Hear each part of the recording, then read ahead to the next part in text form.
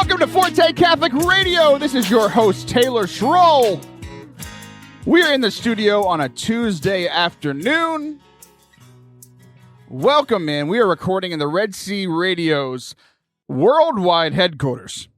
It's a beautiful place. It's a beautiful day today here in College Station, Texas. So however you may be listening to the show, whether you're listening on the podcast or if you're listening on Red Sea Radio on our new time on Thursday mornings, or our other Thursday morning slot on St. Michael Radio, welcome in. It's great to be here with you today. We have a fantastic show planned for you. Today we're going to talk about what's been going on this week.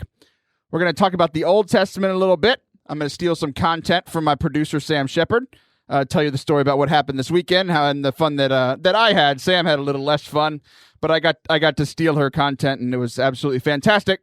And in the third segment, we're going to keep going with our conversation on the Old Testament. So that's kind of the projection of where the show is going today. I want to start off just with some updates. Tomorrow, so Wednesday, the 25th, is my birthday. Last year, we did a birthday, like it was actually on my birthday, so we did a birthday show.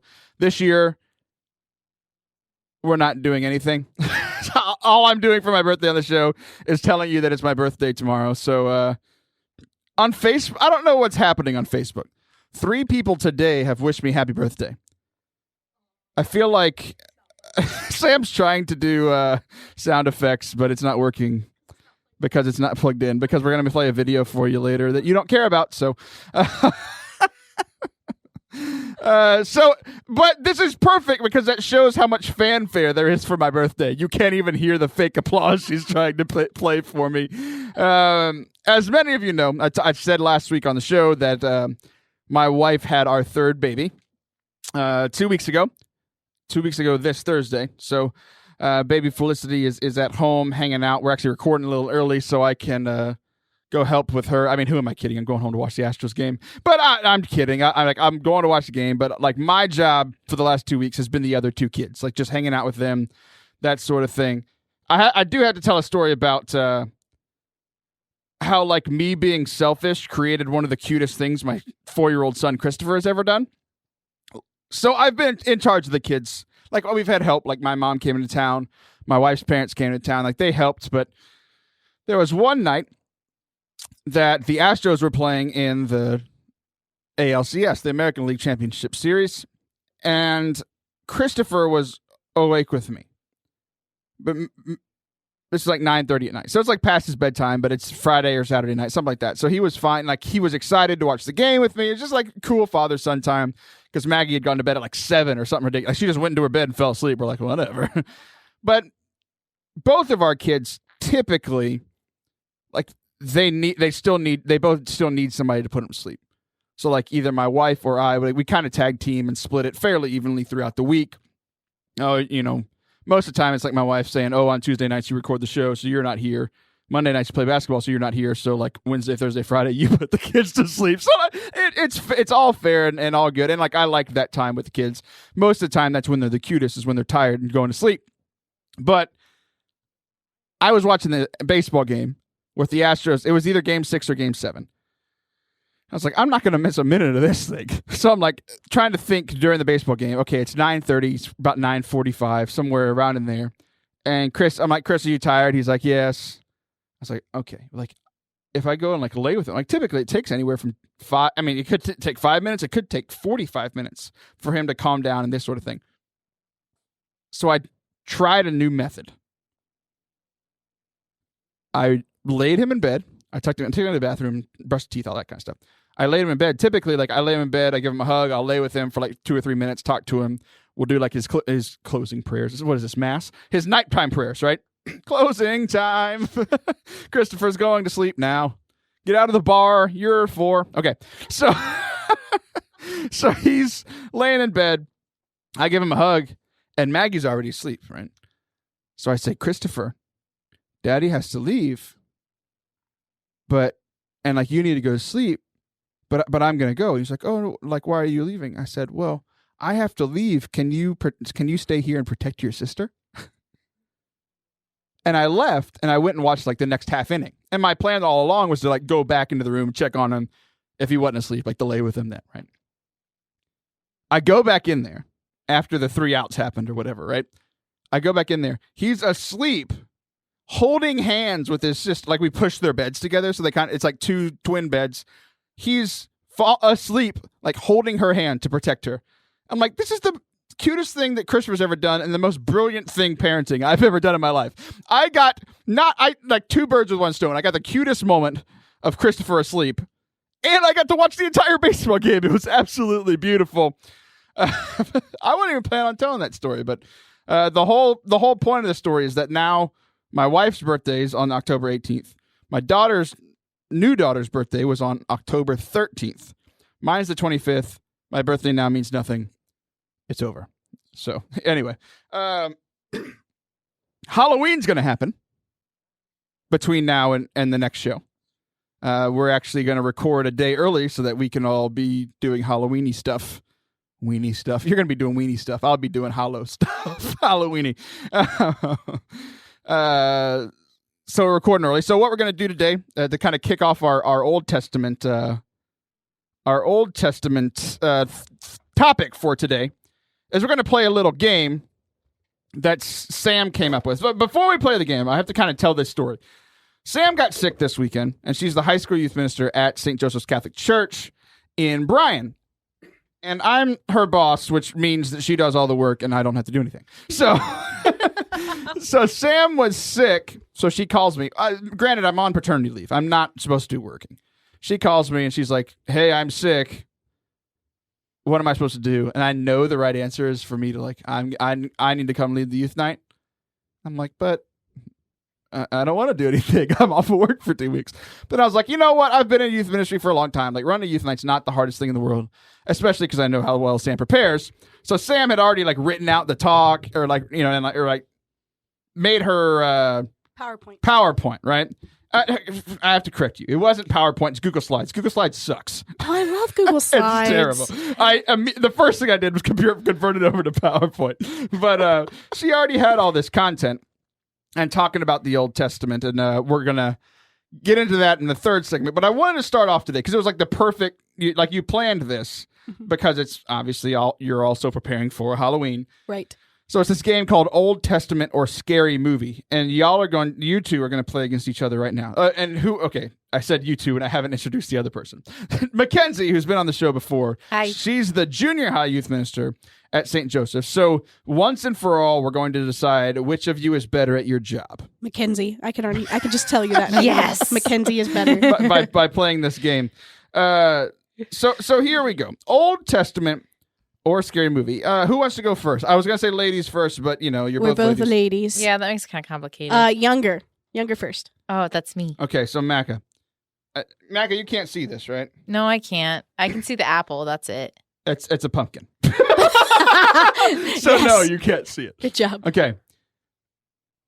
So I'm going to give you a sentence. You have to tell me if it's in a scary movie. Or the Bible. Or if it's in the Old Testament specifically. Okay. Okay? He promised, and I believed him, but sin never dies. So you have to tell me, is this in the Old Testament? Is this the word of the Lord, or is it the word of somebody in a cheap, scary movie film? Well, this sounds like it should be in the Bible, so it's a scary movie. That's how it works with these. Yeah, you absolutely got it right. So good job. That's 1 point for you.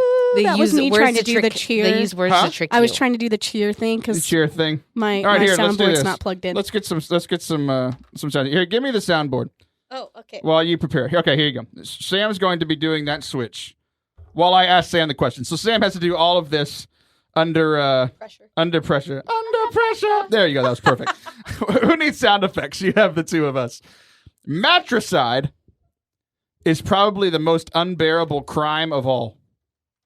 Scary movie. Because I don't think they talk about matricide in the Bible. I don't remember that. What even is that? It's when you kill your mother. Okay. So it sounds like some sort of like clothing, like mattress store sale. When they put, I learned this the other day. When they add side, it's like a death of something, and so yeah, the matricide is mother. You got it death. right. Is that Psycho? That is from Psycho. You're correct. Nice. Who said it? Was it Was it a doctor? Dr. Fred Richmond. Heyo, hot dog. So I think here's the thing. Sam's winning now. This is how you know Mackenzie's in junior high ministry. She made the same joke as one of the kids. She's like, is that when you kill a mattress? I'm like, yes, that's when you get mad at your mattress and you take a knife to it. Exactly. All right, here's the next one. This is from Mackenzie. Then you will eat the flesh of your own sons and daughters. Bible. Yeah, I think That that's the Bible. is correct. That is from Leviticus. Oh, I was going to say Deuteronomy. I was wrong. Deuteronomy. Was it last week or 2 weeks ago that AJ Barrows came on the show? Yeah. And he was talking about how his punishment for kids at his youth nights was that he made them go read the book of Deuteronomy over the quarter. I told that story on Sunday too. We had fun. Sam and I haven't talked really much about her youth night, but it was a lot of fun. My kiddos are fun. They are. All right, I'm not being a good host. I think it's my turn. It is your turn. I gave that point to Macca. Whoops. I mean, I gave Macca's point to you. I'm not doing this very well. All right, it's 2-1. Y'all, you've got all three right so far. I'm nervous now though because we've been doing so good. All right, you've gotten one question right, so don't say we. There's no we here. It's you versus. Hey, it's a we. No, that's incorrect. All right, there was nothing left, no reason, no conscience, no understanding, and even the most rudimentary sense of life or death, of good or evil, right or wrong. It's really long. It makes me want to say Bible, but I don't know if that's a correct grammar. I don't know if it is either. So I'm gonna say scary movie.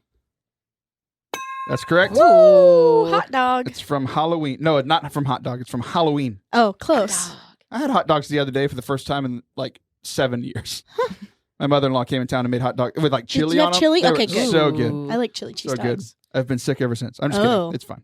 I've been sick for Awkward. 2 months. So, all right, Macca, this one's for you. Whatever's going to happen, there will be someone there to help them, and that fills them with hope. Scary movie. Correct. That is from Yay. Signs. You know how Wow. bad this game's going to be if y'all tie by getting the exact amount? You get them all right? Oh, that'd be pretty impressive, though.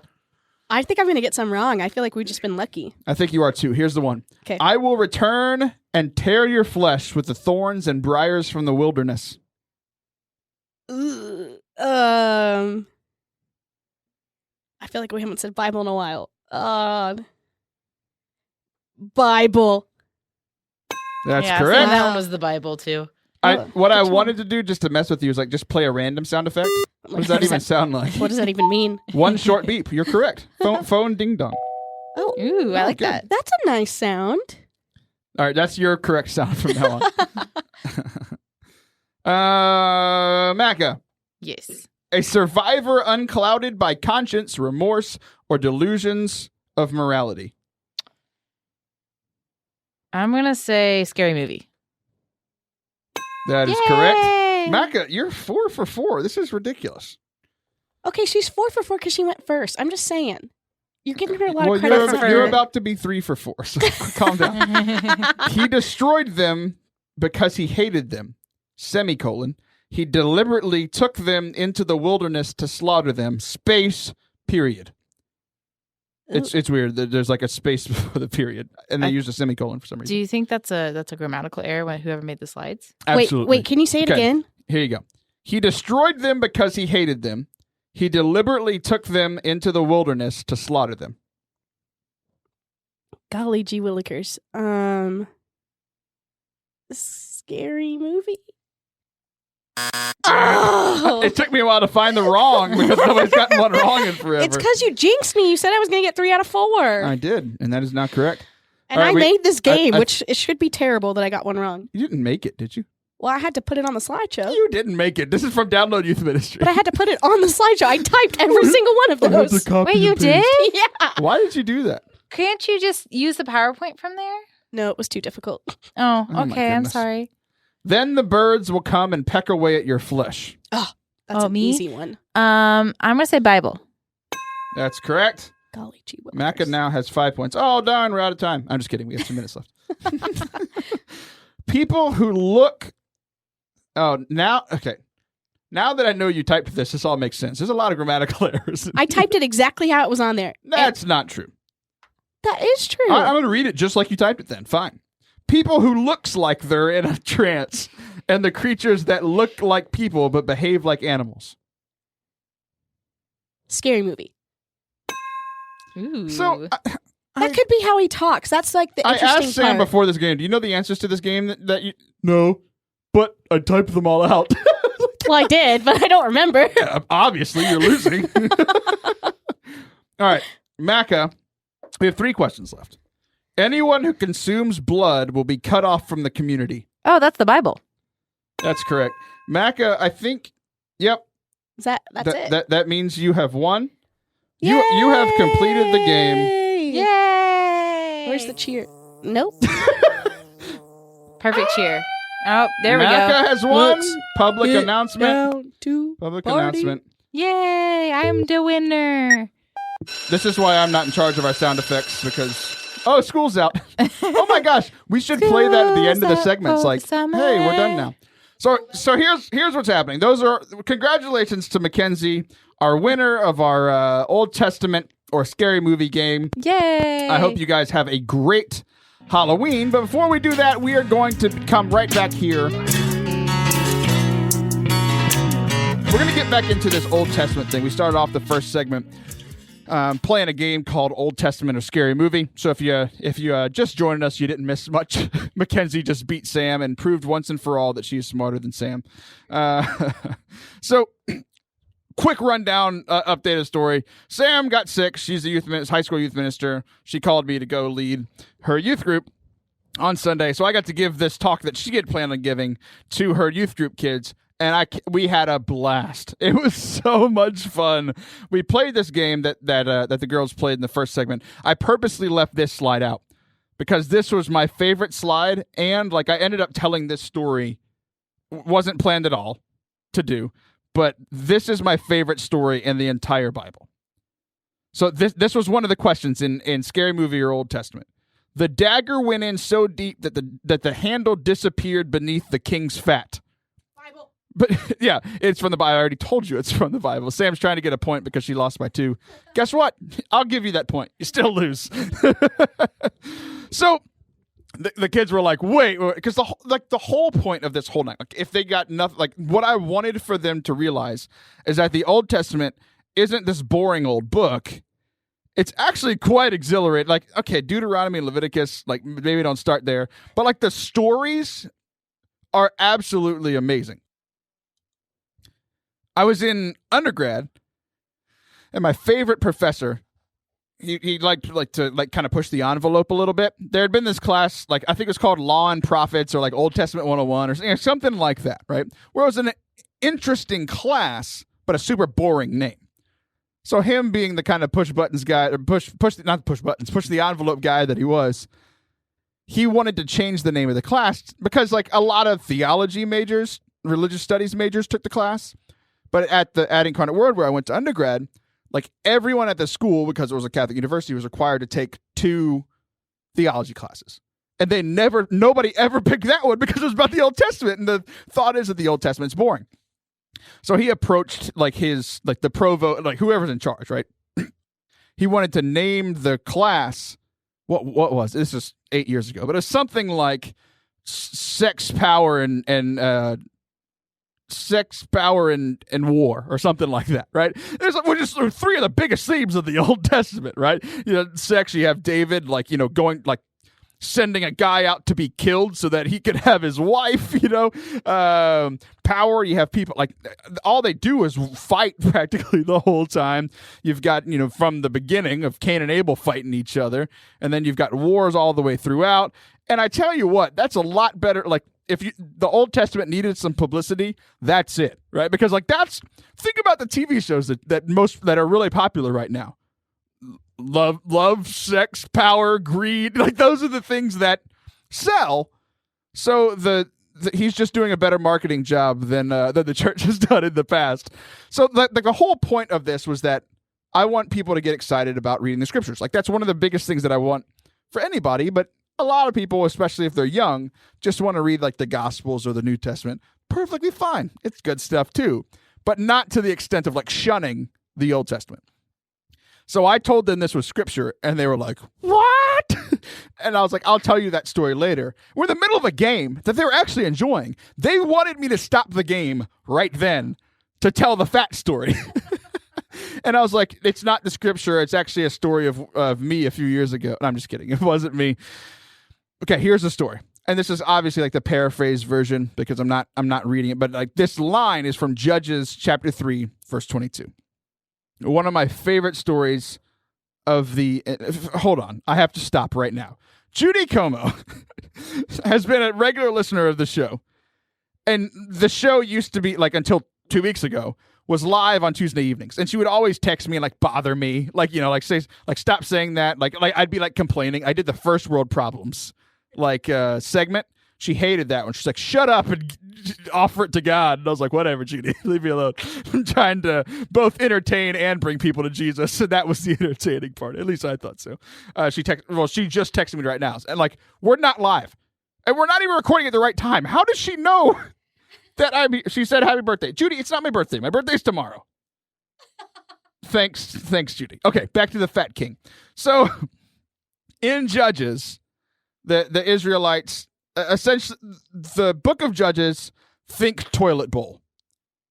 Because, like, the toilet bowl actually comes into play in this story. That's not what I meant to do. The toilet bowl of, you know how, like, when you, like, spiral down, like, so most people, like, if you're doing well and then you slip, like, you want to get back to where you were or better. The book of Judges is all about, like, let's just say the Israelites are at a 10 and they start spiraling down to an 8. And then God sends a judge to, like, help judge them and, like, bring them back. Kind of like a prophet, you know, like, to be the mouthpiece of God to bring them back into, like, good favor and, like, being where they're practicing people of God, right? But the thing with judges is, like, it's like they become on fire for God for a total of, like, 4 minutes, right? And then they start not living for God and worshiping idols, this sort of thing.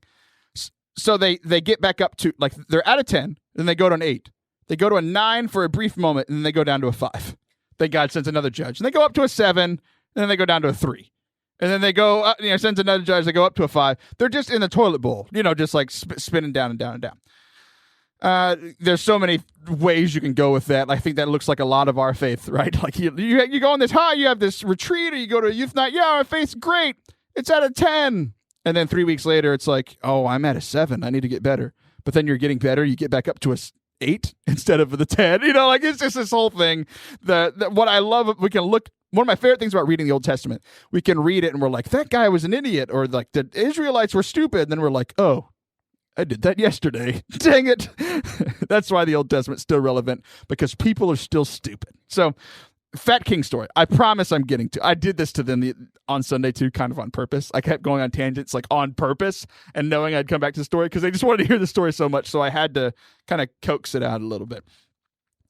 So one of the judges comes at a time where the Israelites have been taken over by another king.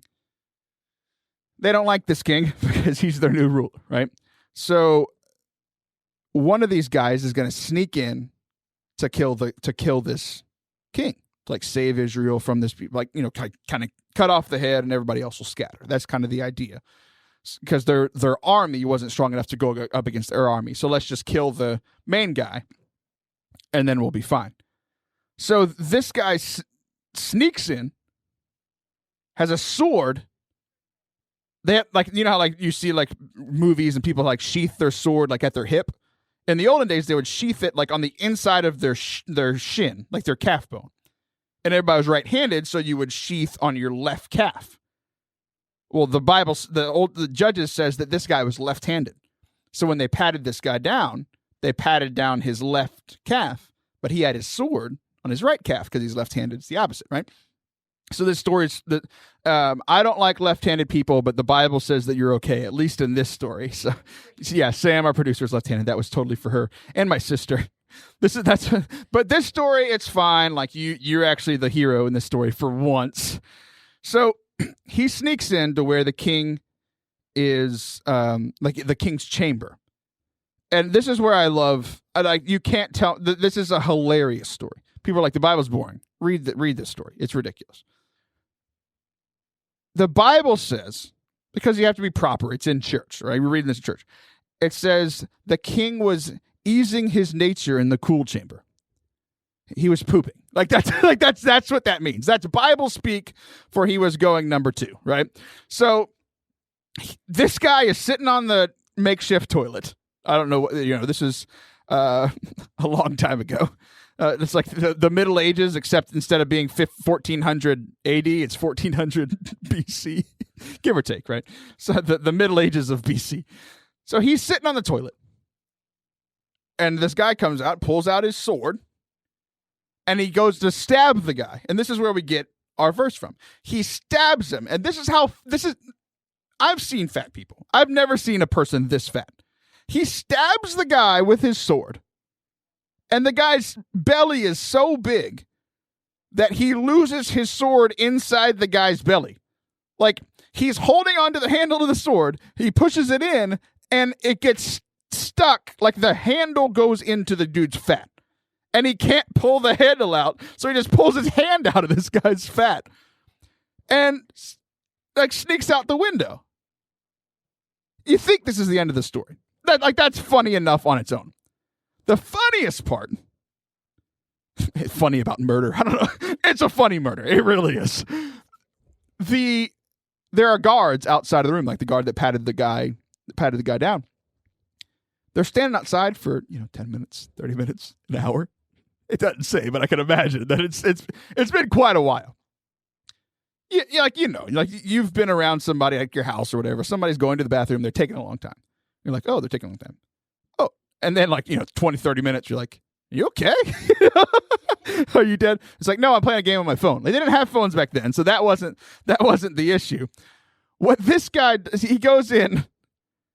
The guards are standing outside.